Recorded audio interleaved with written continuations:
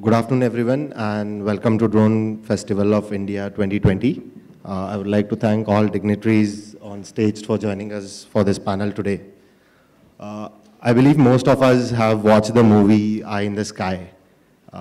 If not, I seriously recommend everyone to watch this once. Let us start with our panel discussion with Border Security Force. So I'd like to know what is the use case of drones in border security and border management.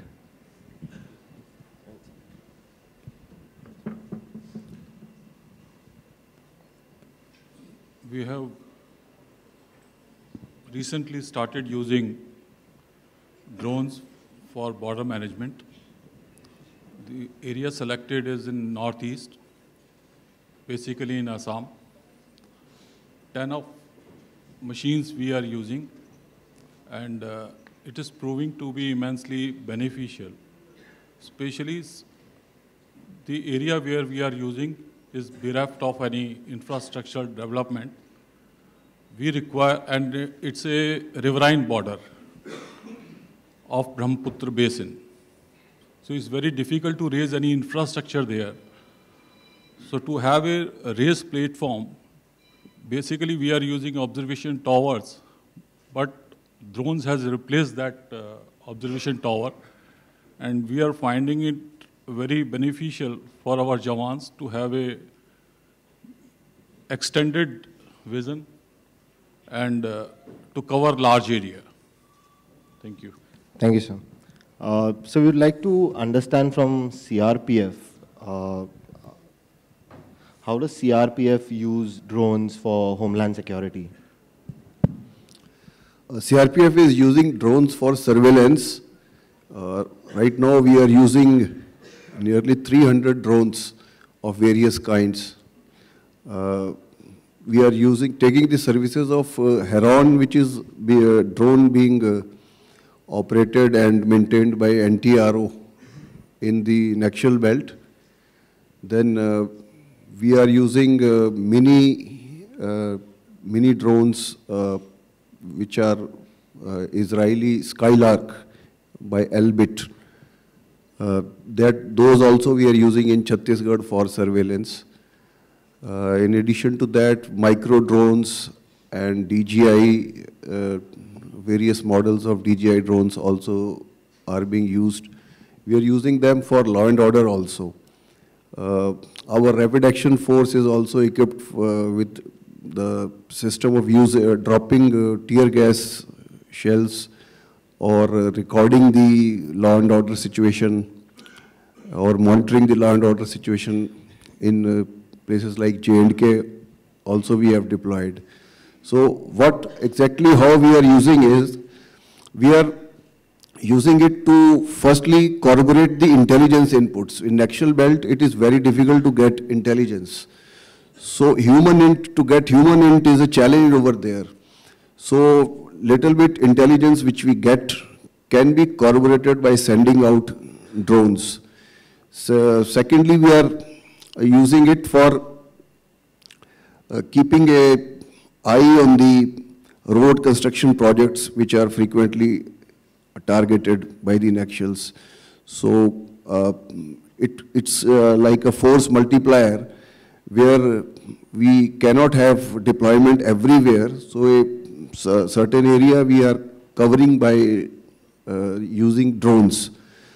In addition to that, while our troops are operating, suppose they want to see, make sure that there is no ambush beyond the hilltop, or they want to see what exactly, who are the people moving around, or what activity is going on. Sometimes we get intelligence that 1,000 people have gathered and they are planning something big. So Naxal commanders are addressing them. So all these intelligence inputs can be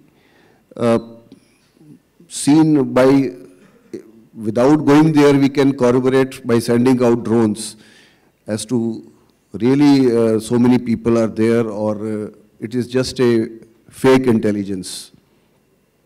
So this is broadly we are using it for surveillance only. Thank you. Thank you, sir.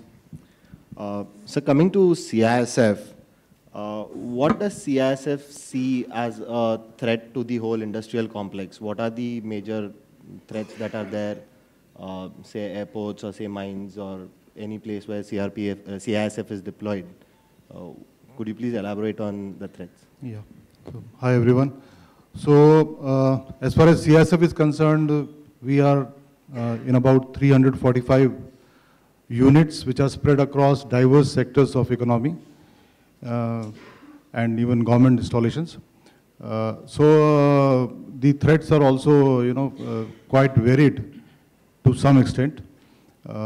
You have units which are very small, you have units which are very large, like the Delhi Metro network, the largest one, which has about, I think, 375 kilometers of network now, rail network, and a lot of footfall is there. So you have airports, obviously, where the threat is, but where drone actually, what is being considered nowadays is counter drone, is more of a thing, because you have a lot of issues with the airspace incursion, inadvertent or otherwise. So, but the major sectors that CISF is there in, for instance, is mines. So coal mines and iron ore mines. So these are obviously very large areas, first of all, and then they do not have a very defined perimeter or a boundary. Access is almost free to everyone who wants to come into that area. And so in mines you typically have issues like, organized crime, large scale looting or theft of, let's say, coal. And you have numbers of people those gangs can be extremely large, running into hundreds. And there is a possibility of few of the CISF Jawans being stationed at a post being overwhelmed by such a large number. The drone with this eye in sky, rather I would say it's roving eye in sky. So you have something which can, be up in the air and also move around. Can be, used in those cases for, again, surveillance and intelligence. You get the information beforehand of any crowd moving towards your location. Similarly, you have these mines in LWE states, Naxal areas. For instance, Baladila would be one. You have iron ore deposits. And so again, same feature, large areas, no defined boundaries. Anybody can move in. People can mingle in with the local populace. You think that everyone is he's just a local villager passing by. And then they can, come with a lot of weapons and loot your armories, so those attempts are there. While you will be sitting in a static location also in these mines, but right below you, some 30 feet below you, the features being, hilly terrain, somewhere forested areas. So you could have a lot of people gathering around to mount their attack when the opportunity arises. So in all these places, you can have these UAS used for your benefit. And then you have seaports, for instance. So seaports, again, you have issues with smuggling, human trafficking happening just at the mouth of the harbor, let's say. So while it is not exactly on the shore, and the surveillance there is very limited, CISF could have one boat, then right now even the coastal police, but these are very scarce resources. And a drone could help you a lot in gathering intelligence, watching over the activities. Then you have sectors like Department of Space sites, atomic energy sites. So while atomic energy has its own issues and all sites are not very large, but then for space, let's say Shar and all, you have large areas of hundreds of square kilometers, that island being there. So you have a lot of coastline to monitor. And it becomes very critical in certain times of launches that you have no one venturing around nearby. And to man those areas is a impossible task. So you tend to concentrate on very vital places only. So for all those large areas, drones can be used very effectively, I believe. In CISF, as of now, we are not using any drones as of now. However, the thinking has been going on for, as I said, all LWE affected units and units in Kashmir, for instance. So, like other forces which are also into CIE ops, CISF mostly in defensive positions, but still you need to guard yourself and you need to gather intelligence of what is happening outside your installation, nearby your installation, and be prepared accordingly and not get caught napping. So I'd say. Thank you, sir. Coming to the industrial side, to Swapnil, what are the opportunities for drones in surveillance and security that you see in the Indian market today? Very good afternoon, everyone. I would like to start with 1849, wherein the unmanned balloons were used for attacking a particular territory. And at that point of time, no one realized that unmanned system would become one of the most disruptive technologies in 21st century. I would want to reemphasize the fact that a country having a land border of 15,000 kilometers or sea borders of 7,000 kilometers and the forest cover area of more than 7 lakh square kilometers, no other country in the world, okay, requires the surveillance or the drones for surveillance and security as much as we do. So there is no doubt in terms of what is utility or what is requirement of drones for surveillance security. We definitely need drones.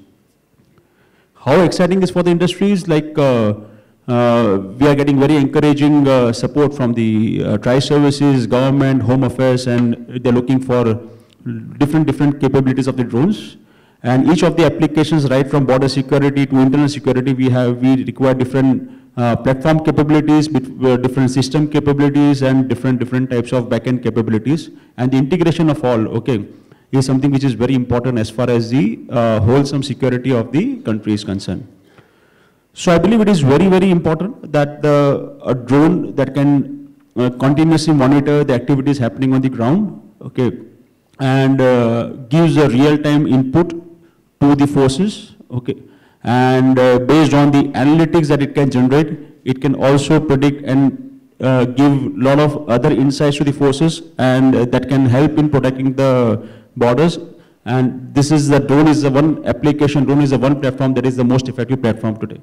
So it's extremely important as far as the security is concerned and the drone's implication is concerned, application is concerned for the security. Thank you, Swapnil.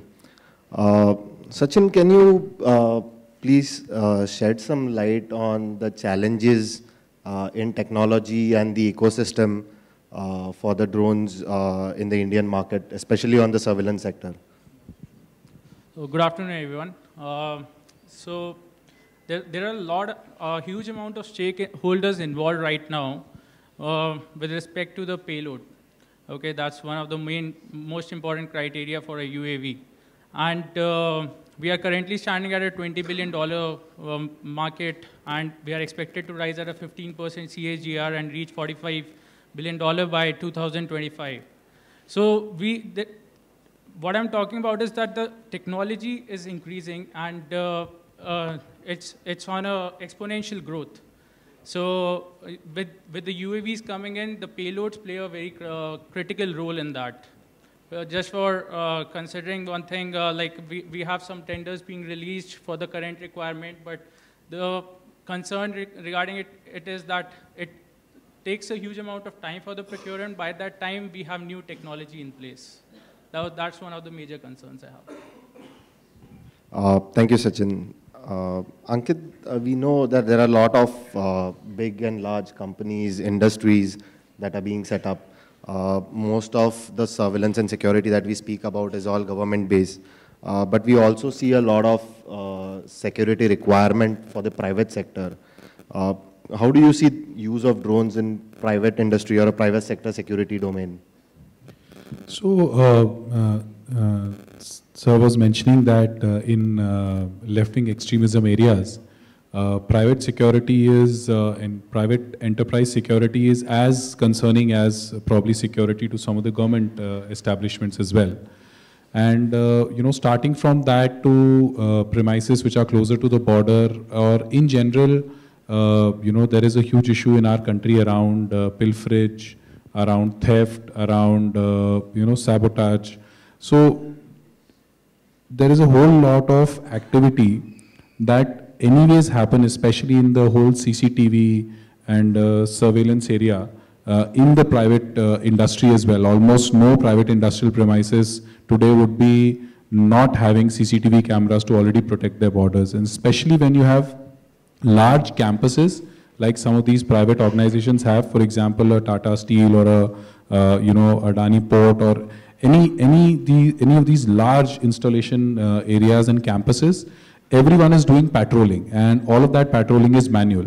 Now, manual patrolling, you can run it on a frequency, you can run it on a scan, but you know, it takes effort, and it is still manual and not creating evidence in that fashion of what is being scanned, or it doesn't give you the ability to audit what was looked at. Whereas I would not say that a drone will work in every location, but especially in large campuses, wherever private security is already doing a bunch of this job, I firmly believe that a part of that load and a part of increase in security and maybe decrease in the stress on the people who are patrolling can happen by using drones, with the ability to audit every, you know, every flight that has happened, ability to revisit if anything has been detected, or even post facto. Just like in CCTV cameras, at least I think people save the security footage for at least 30 days.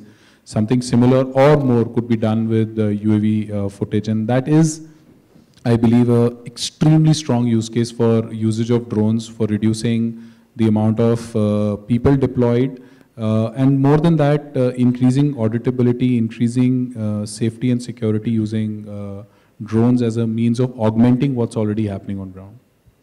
Thank you. So coming to BSF again, could you give our audience an example of how drones have helped the forces on the field, or how they can help the forces on the field? Actually, Benicio, initially also I have mentioned that we are located at the fringes of the nation, and where we are located, the area is isolated, is not having much of infrastructure, much of development in terms of connectivity, in terms of power requirement. So in such area, we require a system where we can have a raised platform with better visibility.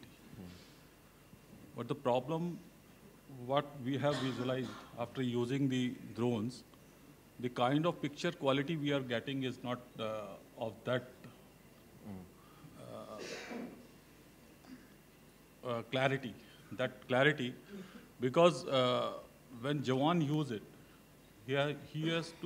he needs certain amount of clarity so that he can make decision. So that is a main problem. Otherwise, it's a real benefit to us. Thank you. So CRPF has been deployed not just in anti-Naxal operations, but also in a lot of mob control situations.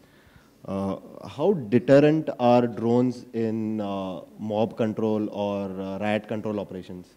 And how would the use case be put off? For crowd control, for law and order situations, we are having a very limited use of drones, but we are using it extensively for surveillance in Naxal belt. For our Rapid Action Force is equipped with drones, which, if required, can record the people who are creating a ruckus or the unruly mob. So it can identify, the payload is able to identify them.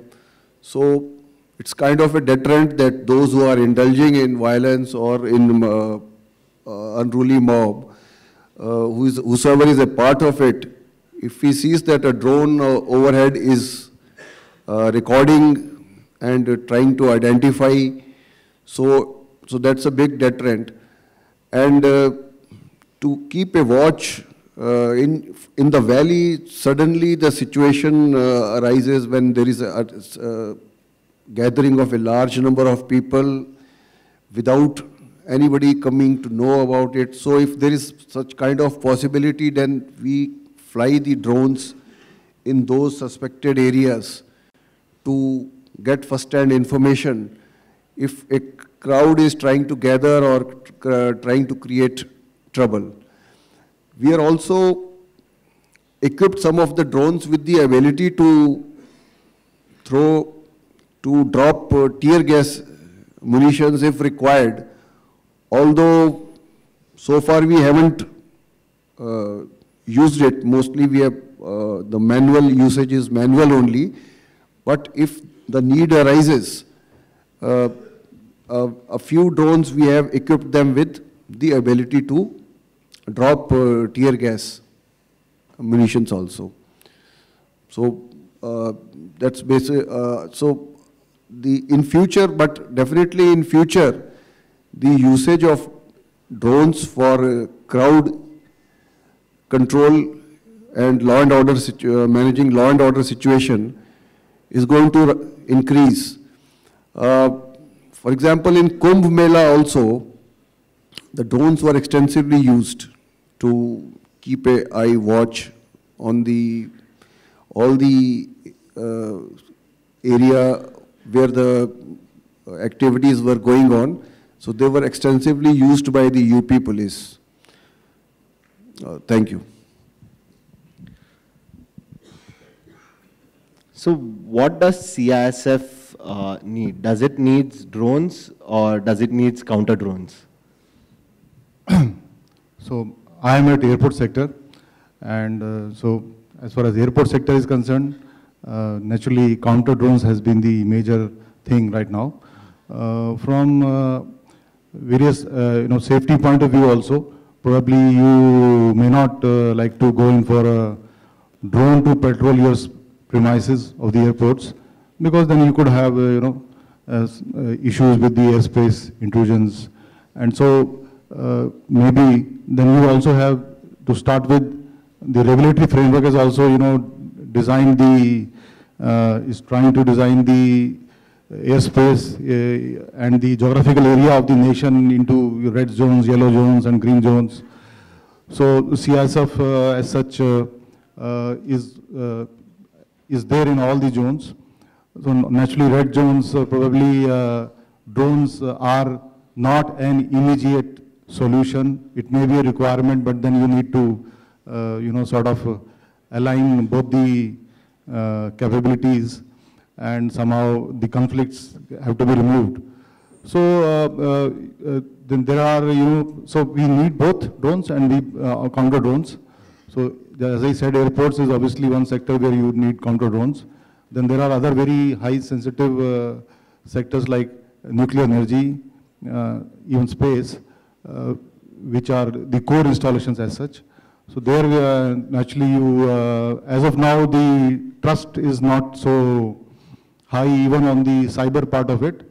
So if a drone is taking your pictures, then you know where they are going, whether they can be hacked or not. So these sectors are not comfortable with anything flying in the air. They would be happy with the counter drones and other deterrent security apparatus that is already there and can be augmented in that way. Then again, for instance, in oil sector, whereas ONGC, for instance, would be interested in doing the inspection of pipelines which are very long and so on and so forth. but then the refineries and all, which are concerned about drone attacks. So the counter drone is more important. And then for drone to patrol their premises also, again, as I said, the technology has to stabilize somewhat more probably.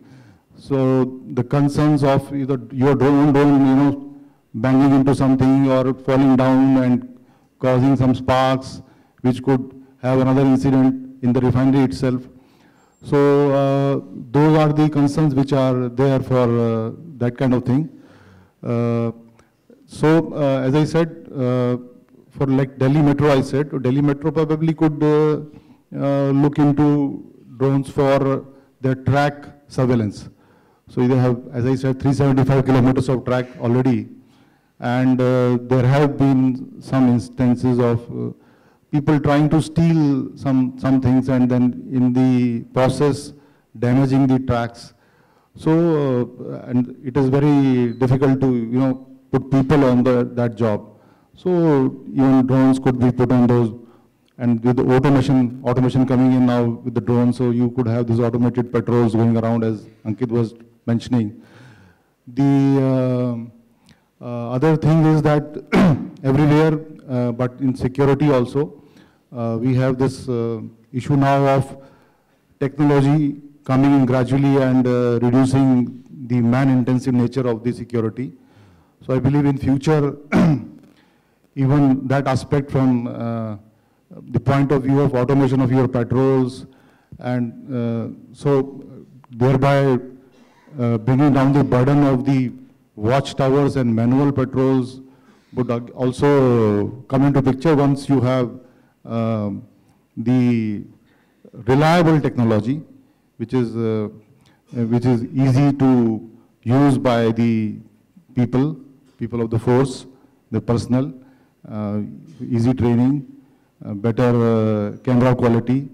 So you have the capability of drones to operate in some hostile environments, and like for instance in steel plants, you have some areas which are waste type. You have slag bunks, and you have fly ash dumps, huge ones in power plants, for instance. So these are areas which are not very valuable, but then at the same time you need to watch over them so that no criminal activity infests somewhere.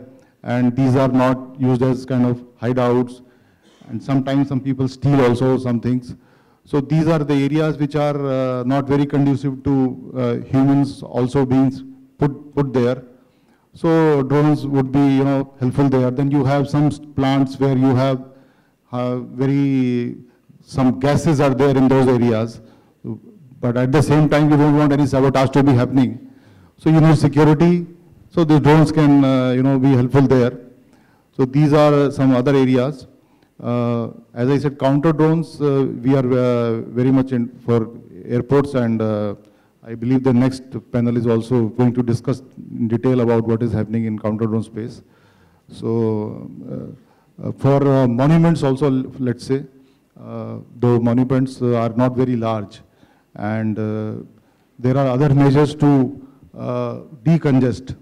But once upon a time, Taj Mahal, for instance, was experiencing very huge crowds, which now they have decongested to some extent. So these monuments have a problem that you can't have many CCTVs installed because the heritage structure, you can't be putting in nails and things like that. So there you need surveillance, you need CCTV, but you can't install CCTV. So maybe drones could help there also. So these are some of the areas. So as I said, drones and counter drones in different areas until the time the technology comes to that level that you could have a trust wherein you could have your own drones flying in red zones also reliably, and be sure that your counter drone system would be perfectly able to classify what is your drone and what is not your drone and take action. So maybe that time will also come. Thank you. Thank you, sir. Coming to Swapnil back, we see a lot of drone startups coming up with small drones or mini drones or micro drones, for example. Not many are into medium altitude or high altitude long endurance drones. Where do you see India heading towards, or where do you see India stand in the procurement of the long endurance or your high altitude drones?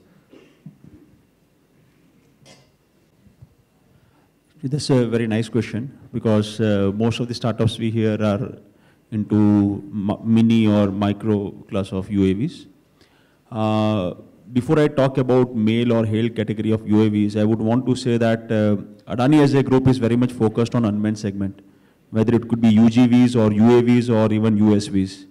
And over the last 3 years, our effort has always been into developing a local ecosystem, okay, in the country that can support developing the unmanned segment in the country.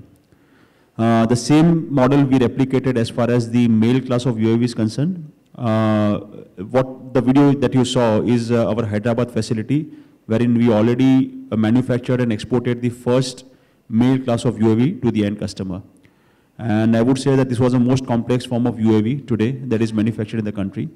The best part of the whole scenario is more than 60% of the whole UAV has been indigenized.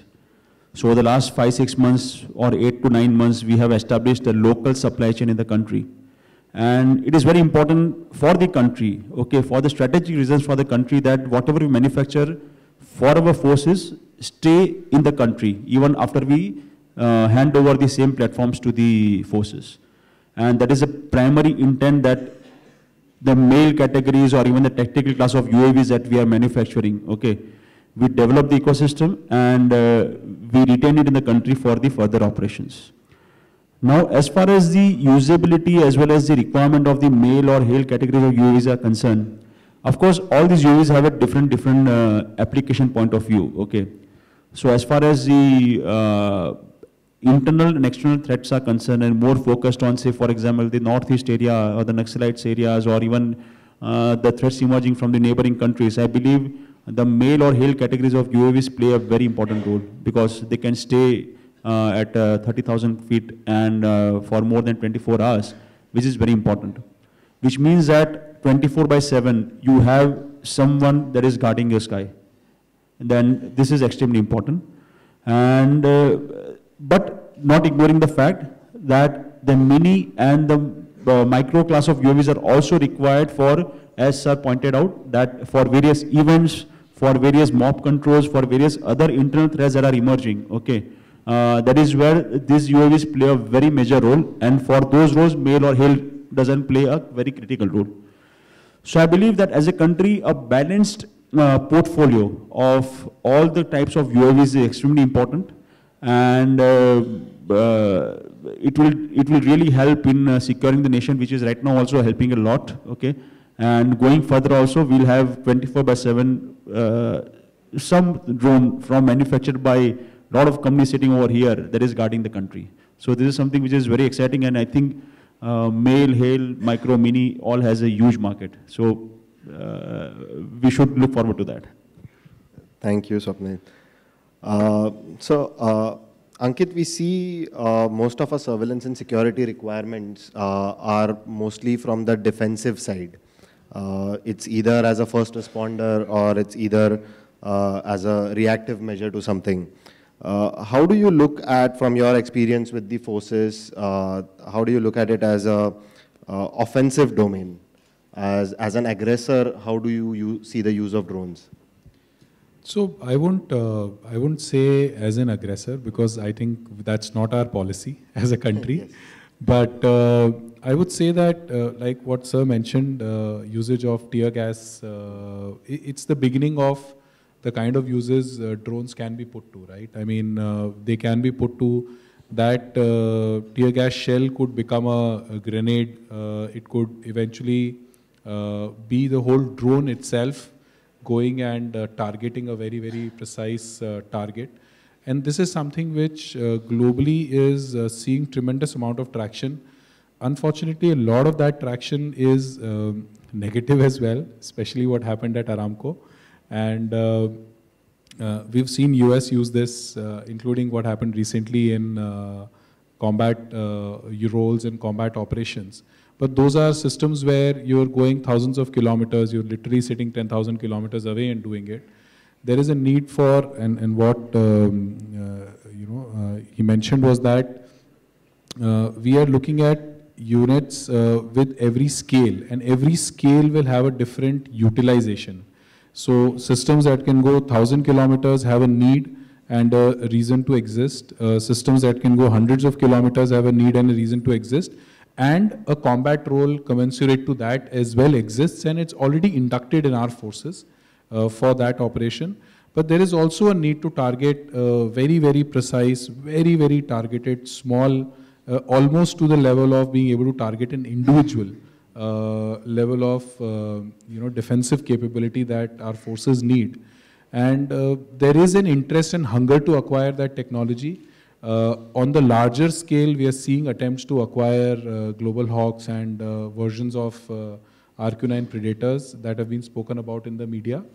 On the smaller scale, there are some already been inducted, and there are others at even micro and mini class, which are under exploration and have been inducted actually for that matter in some of our forces in a very bulleted way. It is expected that the need for these systems will run into tens of thousands of drones over the next 10 years globally, and therefore it's a huge upcoming opportunity for people who are able to qualify and deliver those systems. Unfortunately, it comes with a high entry barrier as well, because like sir was mentioning, reliability is extremely important. You can't have a unreliable system going up in the air with a munition on board. So you need to have extremely high reliability, yet a very low cost, because it's a disposable system. And at the same time, you are handling something which is extremely sensitive to security. So there will be a bunch of controls, additional controls that will be imposed with greater scrutiny. When you get into that field and that domain, it will come with restrictions around investments, around who you can sell to, how you can do it. But the need is something that we get requested often number of times when we interact with our end customers. Thank you. So there's one question for all of you over here. If we have to start from a blank slate, what are the ideal features that you would want to have in a UAV?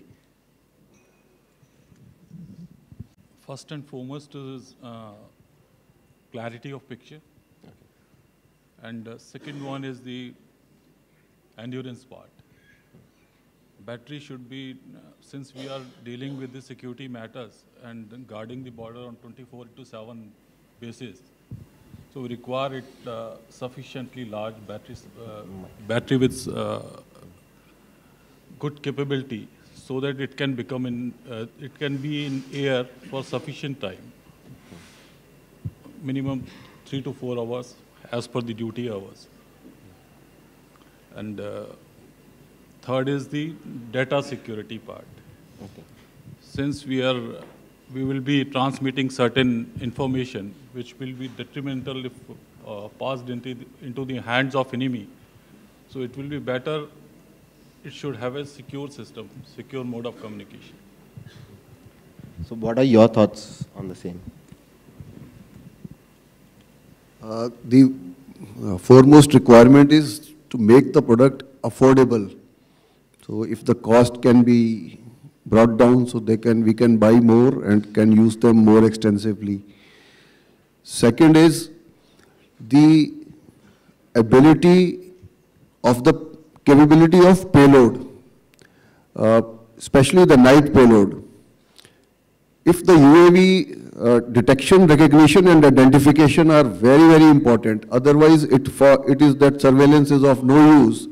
If we are not able to identify or distinguish between a civilian moving around or an actual moving around with a weapon, if we are not able to distinguish whether the troops operating are our own troops or this is an armed Naxal group, if we are not able to distinguish between the two and we are just able to see people moving around, so that payload capability is not of much use, because at the end of it, we don't want a Google-like imagery to be fed into the GCS, and because that will not be of much use. For example, if the UAV is not able to detect a group of, say, 8 people standing near a vehicle, near a, say, light medium vehicle, so it won't be of much use to us.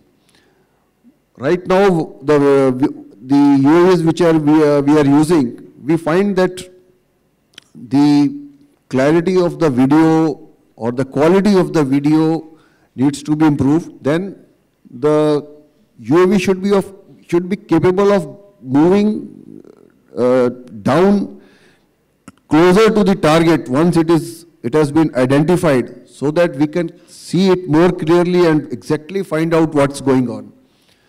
So this problem we have faced during the trials, when the participating firms could not give us the desired level of clarity of the video and the capabilities of detection, recognition, identification.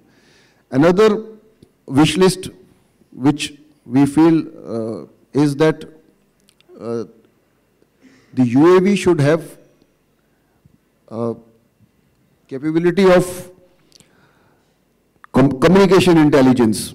It should be able to detect radio frequency from the air as to somebody using a wireless set or some other radio form of radio communication, and some sort of triangulation method. It should be able to pinpoint the location. This facility we have seen is available in the Heron UAV, which is being used by NTRO. It is having the capability of generating communication intelligence.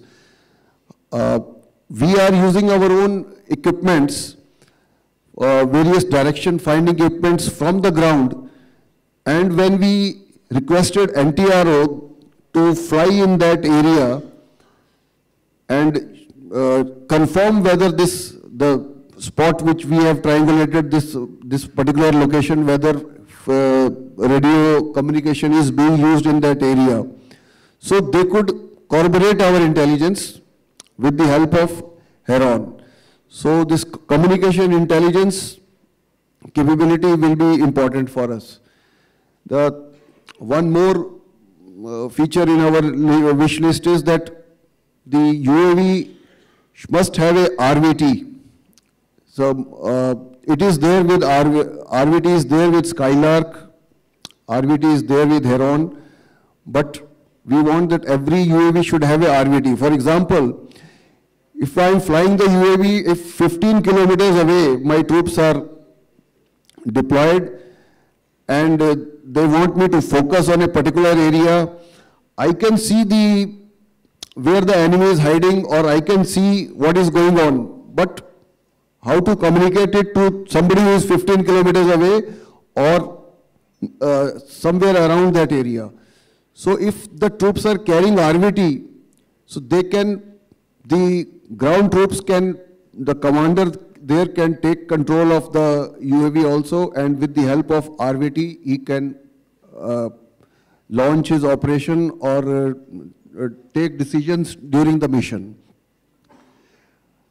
Then there should be a technology where we can penetrate the foliage to some extent, because the problem in the Naxal belt is that the entire area is having very thick foliage.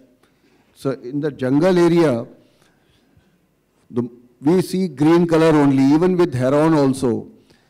Heron has not been able, we have not been able to use it to its full potential, because the green cover is so extensive that somebody, even 500 people hiding below the trees in that green cover, that UAV won't be able to detect. It is working only in patches, spots where like open field is there, rice field is there, or a patch, just a green grassy patch is there, big trees are not there, thick jungle is not there, or say a village is there where when people are inhabiting in certain area, they clear the forest and live. So that is another drawback which needs to be improved. And one more thing which we last thing which in our, we can say in our wish list is that UAV should have the capability to be launched and retrieved in a constrained environment. Constrained environment means the densely populated area of Srinagar Valley, or say a jungle where hardly a 25 by 25 meter patch is there. So in the case of fixed wing UAVs, you require a runway kind of area of at least 150 meters length from where it can be launched. So the trees have to be cleared. So if the troops want to launch it from the ground, they won't be able to find an open patch in a jungle from where they can launch it and safely retrieve it.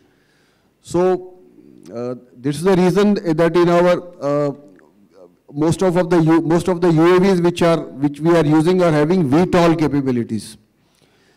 Then the UAVs should have sensors so that the number of crashes can be reduced. We have been experiencing frequent crashes also because it is hit a hill. It was flown from a constrained environment. So while landing back, it hit a tree, got damaged, or we were trying to look beyond a hill feature and the pilot could not give it sufficient height, so it collided with the hill and crashed. So some sensors or something so that the software should be very, very user-friendly, so that because we ultimately have to train our own men they are not professional pilots, so that they should be aided, guided by the software, and it should be very simple, and there should be lots of checks and validations so that if the pilot is making any mistake, the system doesn't allow him to do it. So I think that's it, will be our wish list. Thank you, sir. So sir has said a lot, so just adding to it very little. For instance, CSF is also into fire protection. So as the requirement of thermal imagers, good quality thermal imagers or payloads for foliage, as he said, so it can also be useful for smoky areas, so to assess extent of fire, and then, so those good quality thermal imagers definitely for life also. In a fire scenario, detecting whether there are people inside. Or, all the forces are also in disaster response also. So for disaster response also, assessing the site, quickly assessing which will be the good approach to the site, where are the people who are buried, and so those sensors also. So all these payloads, and they should work reliably, would be helpful. Then he already mentioned that, easy to train with. So the training and the interface part should be very simple and smooth for our people to work on. That's all. Thank you, sir. So briefly, since we are running out of time, can the industry answer the questions what sir has raised, more than questions, it's features that the users or the forces want, especially on the affordability side, the sensors that are required, your payloads, as already having the discussion on, and collision avoidance or line of sight. So that is one of the major concerns that they have. When you go farther, you have to fly higher. So how does the industry see to answer these problems that our forces are facing? So I think, first of all, thanks a lot for sharing the wish list. It's rare to get precisely the specifications that a user wants to look at. And I think it's a great opportunity for all of us to take a note of what they're looking at. I think over a period of time, at least what I have seen in the procurement system is that a lot of legacy issues get progressively resolved when we look at the new specifications that are being procured. And I've seen some of the opportunities that have been tendered recently, and I see that there is a lot of improvement being demanded from the system. A lot of these features did not exist, or appreciation was not there earlier. But as we use the system more and more appreciation comes about, what is really required to make it more and more useful. So I think suggestions are extremely welcome, and I was actually very glad to note that barring what physics does not allow, a lot of these suggestions are already being incorporated in the new generation of systems that our ecosystem is building. And this is through the experience that we've seen over the last few months of seeing some of these defense systems getting into operation and trials. Okay, so yeah, on the cameras, I'm sure the whole industry is working on to put in the best cameras into the system in order to give a perfect video, which is video of picture quality, which is required by the forces. And then coming to the second point, RVT was one of the points highlighted by Sir. And I'm sure Tatas have incorporated, and even IdeaForge has incorporated the RVT feature into the UAVs, and I'm sure many firms would have more. So, and also on the payload carrying facility also, we are having the UAVs which can carry a payload up to 5 kgs now. So it's a perfect wish list to ask for, yeah, but obviously it comes with a price. So affordability comes concern over there, because sometimes the quantity for the procurement is very less, which leads to a higher pricing. That's why. I think these are very practical problems that Sir has mentioned, and I believe the industry is really working on it. Just to give you a few examples, we are working on one of the foliage penetration radars, okay, that can actually effectively solve the problem that you mentioned. There are hardly 1 or 2 companies in the world that is able to recognize something below the greens, and we are seeing some encouraging results in that. But along with that, as my friend mentioned, that of course a lot of technologies come with a price, because of course these are something which is a wish list, but of course this is also something which needs some innovation in the country to happen. And this innovation happens with the support from the global OEMs and global players as well. One very good example is the recent, I would say, ambitious program of Indian Air Force, which is a Meher Baba competition, wherein the swarming of the UAVs are concerned. Okay. Of course, the industry as a whole has developed good capabilities in terms of how do you fly all these UAVs together. And a lot of problems like collision avoidance systems, or intercommunication, or within the mesh network, or the autonomous landing and taking off, or working in a GPS denied environment. These things are something which is very unique to the country, which was not earlier identified. But over the last, I would say, 1.5 to 2 years, a lot of startups, and many of them are also sitting over here, have actually developed this technology in bits and pieces, or even as a whole.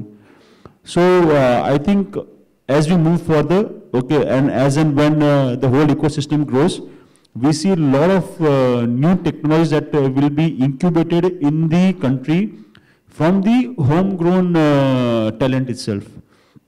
And apart from that, there are new things also as far as the male UAVs are concerned. I believe where industries are working on are like the teaming of manned and unmanned, okay, which is very much upcoming, okay. And another program that we are working on is like how do we land helicopter size of UAV on a ship, a moving ship. Landing on a moving ship or such a big platform is very difficult, okay. So there are a lot of R&D happening across the world and in the country as well. And I'm sure very soon industry will be much more helpful to provide some solutions to the problems that the customers are looking for. Thank you. It's positive to hear that there's a lot of development happening in the country. To wind up the session, we would like to take some questions from the audience. We are short on time, so we'd like to take a quick couple of questions.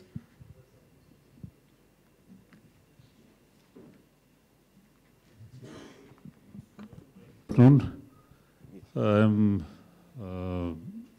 Tiwari, ex-regional director from the Bureau of Civil Aviation Security. and also around 35 years experience almost as a Group A level in the various armed forces of the country. I'm very, very happy, and it is very heartwarming that this discussion is taking place at a professional level. Generally, our experience has been the issue is hijacked by non-professionals in the name of doing ease of business. And because there are two contradictory requirements. One is to do ease of business and the other is regulatory compliance. And I'm very happy personally as a citizen of this country and also as a professional that this issue is being rightly discussed at this place. And also I'm so happy that end user people are also being involved in that, in taking, and then what I would call it not a wish list, it's a basic requirement. Wish should be something which you could do more, but because as somebody from the senior officer from CISF and CRPF, they mentioned that you do require a high degree of resolution, there is no doubt about it. You do require certain amount of, so what is required now, the question would come later on, is that we should make a conscious effort that the internal security requirement and external security requirement and economic requirement, because it has got huge potential of generating business, and also involvement of people, those who have hands-on exposure with a vision of management and taking this to a different level, you know, to involve him, rather than keeping a fly-by-night individuals, those who come only to generate business and the technology doesn't last. If we are using in an environment where the forces are deployed in external security environment, it is exposing our tactics to our adversary. In internal security environment or external security environment, in both requirements, the costly lives are at danger. Where the manufacturer will not be there, but those who are using, they will be there. And also the requirement is that the retention of the knowledge that is being trained, and also the secrecy of the, after all, the patents which I am talking, and also regulatory compliance. Because after all, from airport sector, and also what was required, that we have had a lot of cases of drones coming up in Maharashtra and other police, sometimes they ask the people that, okay, it was a birthday celebration, so we were doing that. It's an innocuous and innocent answer which can have, and the fact remains that from aeronautical angle, anything which is going in air, whether it is going, say, 50 meters or 34,000 meters, has got different connotation at where it is going, whether that is going on an approach path of a flight, whether it is going on a congested area, where it is going. So this issue rather is not to be left much to, there has to be huge amalgamation of professionals at ground level. Now, with due regards to people, that if somebody was working in urban development ministry and the second day he comes to civil aviation, third day he goes to the other ministry, and by seeing the old files takes decision. There are many things on which the decisions cannot be taken by seeing old file only, because there are things on which to shorten the process we do this. So my request would be that the first is to develop the regulatory requirements. Suppose somebody is detected, how our courts are there to implement this, the provision one in IPC and CRPC, and also to develop a sound training mechanism, and also by the corporate sector, so that more and more people having end user experience can be amalgamated. So any insight on that, what the manufacturers are planning to do that? I think your suggestions have been duly noted by the manufacturers. In a couple of words, could you just tell them, okay, how would, what steps would the industry take to amalgamate everything? Towards the end, I believe your question was more towards how to protect the establishments from drones. I believe that at least whatever knowledge I have is that Delhi Police and MHA have, I think, floated a SOP of operations for how to counter drones, what to do when you sight a drone. So I believe that there is one version of it available today, and I'm sure that that version will keep improving as more and more technology gets inducted in the ecosystem, which Sir was talking about. There's a desperate need for today. But I believe that, that SOP is being formulated, and wherever a new system comes in place, the industry is obviously training the forces on absorbing it and utilizing it to its fullest extent. So to that extent, I think it's happening. You should also try. Like we had a case where we took it to the Delhi police and also to the court. Time. And they say we need special courts. We'll constitute a special court, then only we'll start. Yes. So people need to be sensitized to it. Thank you. Sure, sir. We'll take one last question. And Good afternoon, everybody. I'm Group Captain Jakteshwar. I have more of comments than a question, but I would like the industry to answer this. First issue with the operations of these drones across in the defense forces or the security forces. The major issue has been the life cycle cost and the turnaround time. Second issue has been the IPR. And the last issue has been the lack of spare support. Lack of spare support. Okay. So, because I've been trying to, since yesterday we've been discussing this, I'll just take a minute and explain what we would require as users for these products, that more and more IPR and more adaptability capabilities are available with us. The industry needs to be focused rather than getting products from outside. I've been part of enough JVs and I've understood it should not be just to do the 30% of DPP. 30%, 50% of DPP does not have any meaning. Please do research to get IPR. If you're not getting IPR, please don't take that company. Because if you want to get into this system and make in India or make for India, it will not happen. So, so to respond to that, I would like to, it's a very proud statement that at least in micro and mini UAVs, India is more than self-sufficient, both from an IPR and technology perspective. In fact, we typically do better than what our peers are able to do outside globally in the micro and mini UAV space. In the other categories, the higher categories of drones, such as mail, hail, and tactical systems, there is this chicken and egg problem of availability of infrastructure support and finance versus the gestation period of a procurement like that. Indian forces will buy it once in 10 years, 15 years, which is not something which is sustainable for a small startup or a young company to build IPR around. So because we don't have such long-term investment programs or plans in the country, we don't support entrepreneurship at that extent to that level, including the industry doesn't do that, especially the corporates. We have this chicken and egg problem of not being able to create IPR in some of these areas. But within that, subsystems of these platforms may be something that people have worked upon. I'm aware that, for example, in payloads, a lot of work has happened. So I don't think that it's a capability issue. It's an issue of not having the right ecosystem environment for the technology build-up to happen completely indigenous. And it's actually happening, like micro and mini UAVs down to the autopilots and the full technologies available with Indian companies across board. Just a comment to continue on this. In your report after this seminar, if a paragraph of wish list from the industry as to what do you want to change on the policy perspective, or what do you want the government of India to change in which this thing, please put a paragraph and it will be, let's see what we can do about it. Definitely, sir. That comments would be added at the end of the report. Thank you.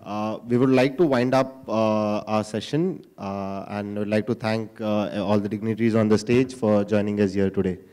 Thank you.